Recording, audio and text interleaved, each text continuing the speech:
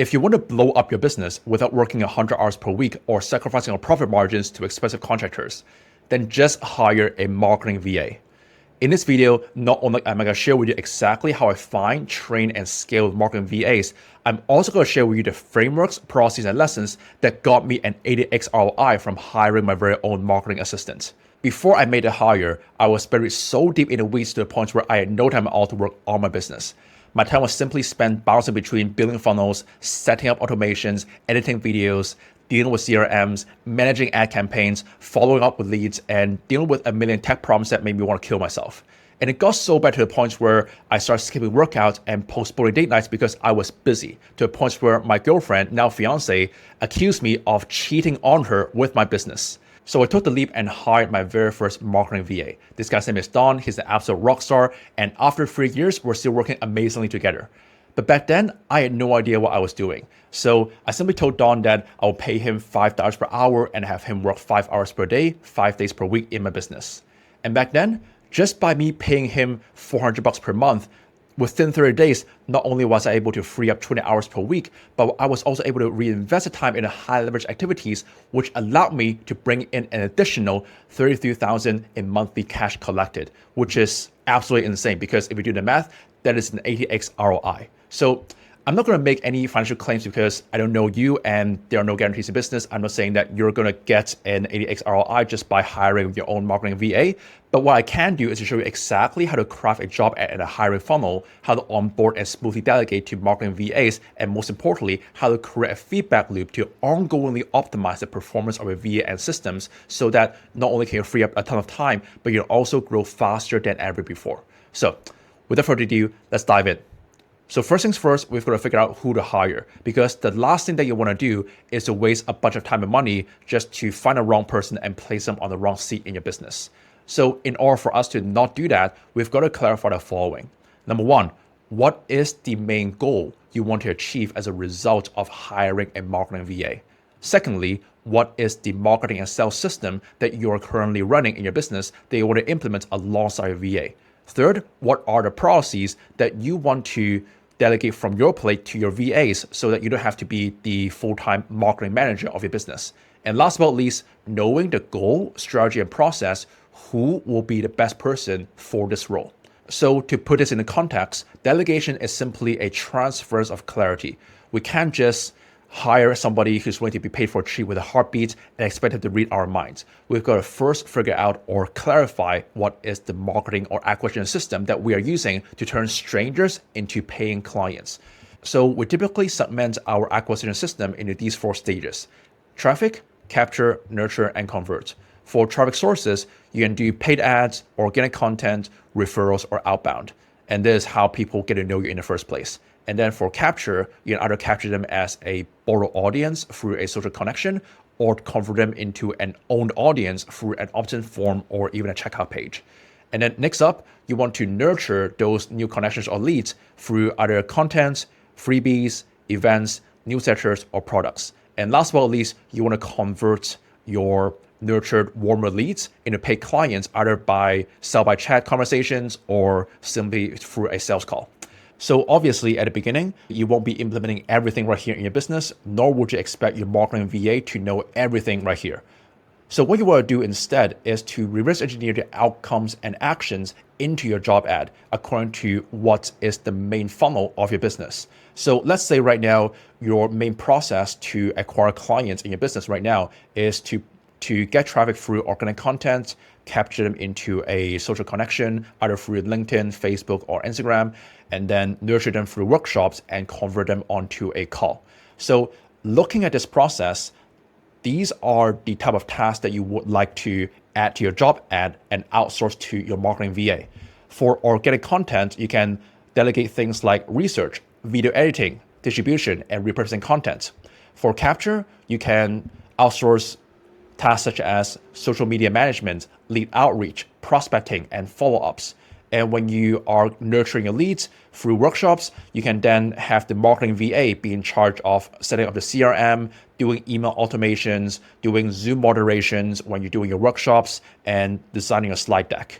And last but not least, when it comes to converting those calls, well, you go close them yourself because you can't expect a marketing VA to close the deals for you.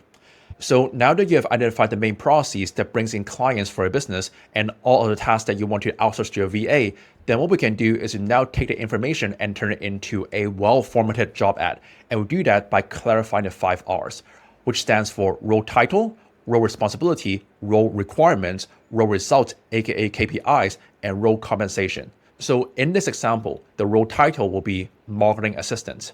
The role responsibility will go along the lines of social media management, content editing and distribution, lead outreach and prospecting, CRM setup and tech management, and last but not least, graphic design. As for role requirements, we want to define the skill set, experience, tech stack understanding, and track record of this role. As for KPIs, we want to define 5 key metrics that you want to grade your role's performance against, and these can be quantitative or qualitative.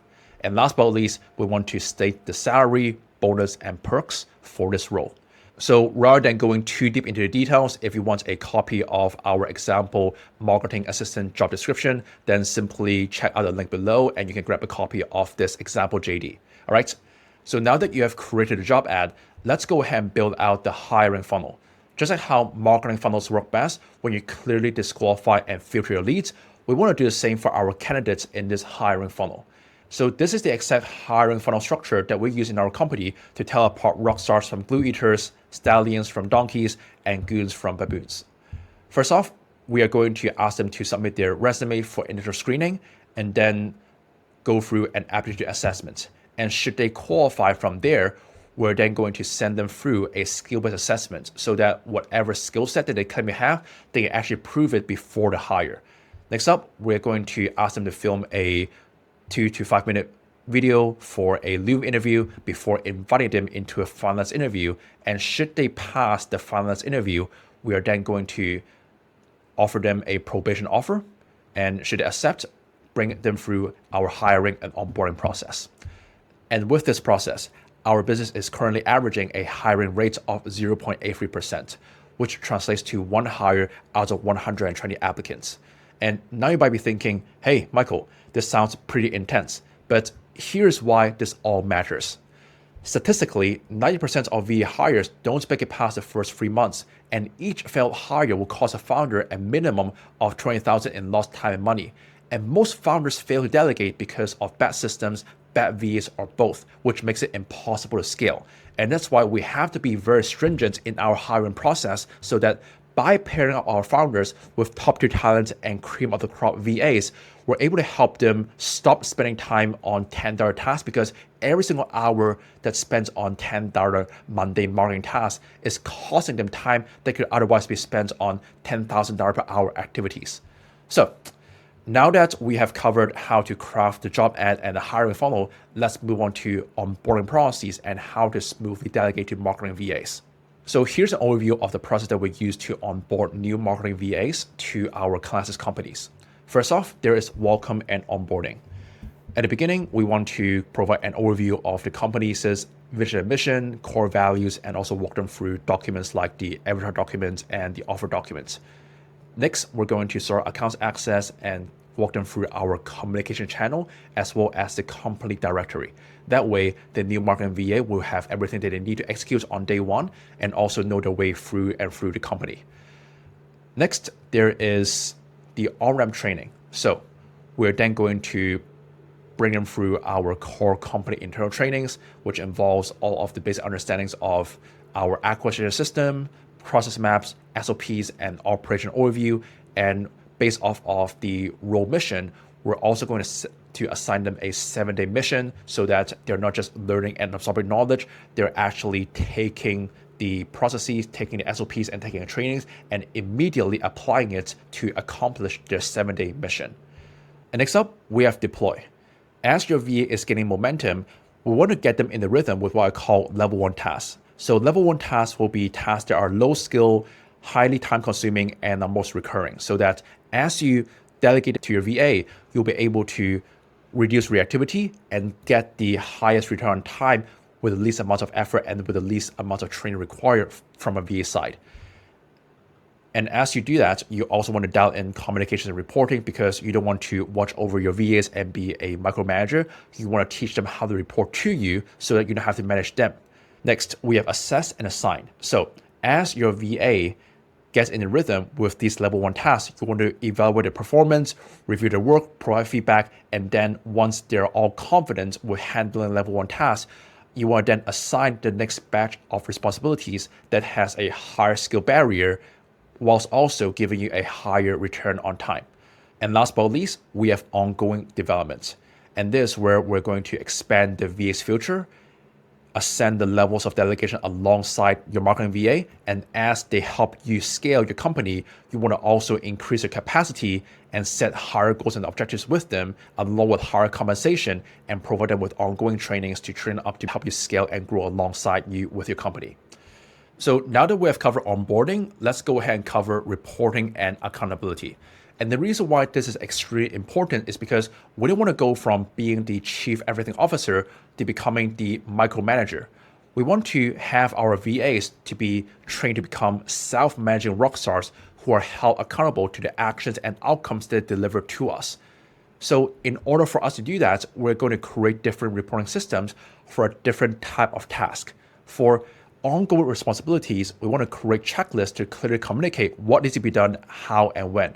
For more complex projects, we're going to use a project management tool to define workflows and all of the steps that they have to execute to bring a project from trigger to complete. As for those basic one-time tasks, we want to define deadlines and have them notify us over asynchronous messages. So let's go through each of these systems one by one. First off, there is the workflow checklist, which is what we use to cover ongoing responsibilities. So let's break this down. First off, under ongoing responsibilities, we're going to list out all of the tasks that we want our marketing assistant to handle for us. Next, rather than just throwing them a bunch of SOPs, we're going to hyperlink the SOPs for each task onto the checklist. Following that, we're going to set the cadence of each task. So for example, email management is done daily. Updating contacts on our Go High level accounts is done every other day, so far and so forth. So that way, using this checklist, your marketing VA will be able to do a few things. Number one, if they need a reminder on how to execute a certain task, then they can simply hover the mouse over a task and reference the SOP associated with the task. Next, if they're ever unsure of when they should execute each task, then they can simply follow the checklist that they're assigned every single day. And last but not least, for you as a founder, rather than checking over the VA's shoulder and seeing what is being done, you can simply take 10 seconds and go through a checklist every single day to see what your VA has done for you. Next, we have the management and reporting of complex projects. So for my company, we use ClickUp, and what we do is that we break down every single step along the process so that the VA will know exactly what needs to be done to bring the project from point A to point B. So for example, let's say you have a project that goes along the lines of creating a webinar funnel for a client or for yourself.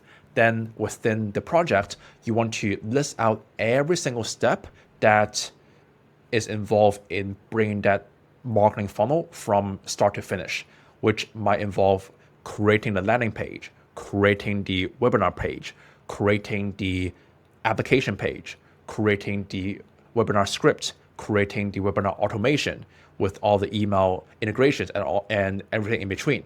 So every single step along the process, you want to list them out in a project management tool like ClickUp, and then assign every single step that doesn't need to be done by you to your virtual assistant. And as you go ahead and assign those tasks, you want to, within each task, link the associated SOP along that step, which, as you can see right here, will involve a video walkthrough along with the process map, along with all of the steps and KPIs involved in that step. So what this allows us to achieve is that every single process now becomes repeatable, and every single step along the process that doesn't have to be done by you is now taken care of by your VA. And last but not least, you want to also make sure that your VA sends over an end of day report. And the way that we structure at the end of day reports will be the following. First off, there are urgent items where your VA will flag to you anything that requires your immediate attention. Next, there are key updates and progress, where your VA will share with you the things that they've done, what they've accomplished in terms of actions and outcomes during their shift. And then the third point will be projects and work to review. So whether it is a edited content, a video to review, an SOP documented to review, or anything else that needs to be reviewed before being marked as done, you want your VA to list everything out within one message so that you don't have to go through a million back and forth on Slack or Microsoft Teams. The fourth point, you want your VA to also let you know what they will be working on during their next shift. And last but not least, if they have any questions or help needed from a founder, they can simply list them out at the end of their report. So this, again, is a game changer when it comes to managing communications between you and your marketing VA. Moving on. Now that we have covered how to craft a job ad and a hiring funnel and how to onboard and smoothly delegate to a marketing VA, let's go ahead and create a feedback loop for ongoing optimization. So we do optimization following the AOE framework. In other words, as long as we can track action, outcomes, and errors, we will be able to create a feedback loop and make data-driven decisions to ongoingly improve the performance of our VA as well as our marketing systems. So for actions, just to do a quick summary, we have ongoing responsibilities tracked through workflow checklists, projects tracked through ClickUp or other project management tools, and trigger-based tasks tracked through the workflow checklist or asynchronous messages, all summarized into end-of-day reports. Now, for outcomes, we want your virtual assistants to be in charge of tracking their own KPIs. In other words, let's say your marketing VA is in charge of social media management, then you want that person to be in charge of tracking social media metrics such as audience growth, content performance, and the number of call to action opt-ins that you get from the content. And let's say if you have a marketing VA who is in charge of ad campaign management, then you want that person to be in charge of tracking ad metrics like cost per lead, CPM, return on ad spend, so far and so forth. So this is done daily or weekly, depending on the cadence you want to track each metric. And last but not least, you also want your VA to be held accountable to own their outcomes. And we do that by having them submit a performance report, which will allow them to share with you what they can do better and what lessons that they've extracted and how they are going to take those lessons to ongoingly improve upon their performance. Last but not least, there are errors. So with my management principle, I do allow first-time errors because first-time mistakes are simply learning opportunities, but what I do not allow are repeated errors because those are choices. So that being said, what we do is that we log every single error into what I call the error log. So for example, let's say the error that's made is that the newest reel was uploaded with poor quality audio. And what I want to do here is that with my meetings with my marketing assistant, we can batch review their errors and batch review solutions to avoid future errors from happening again.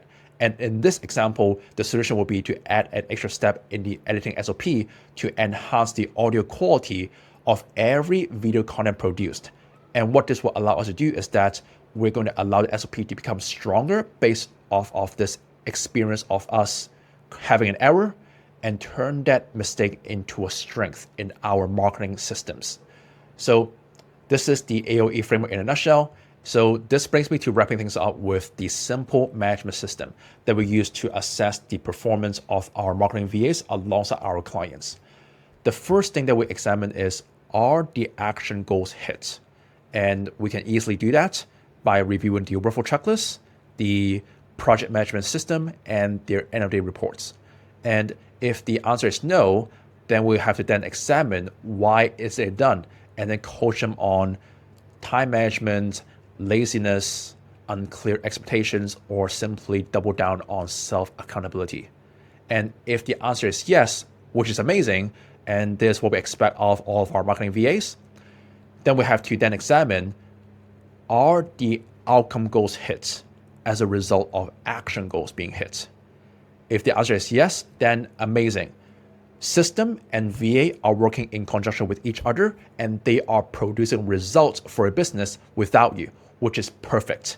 But if the answer is no, then we will have to address whether it is due to a people problem, aka a skill or sophistication issue, which requires training, or is this a process problem?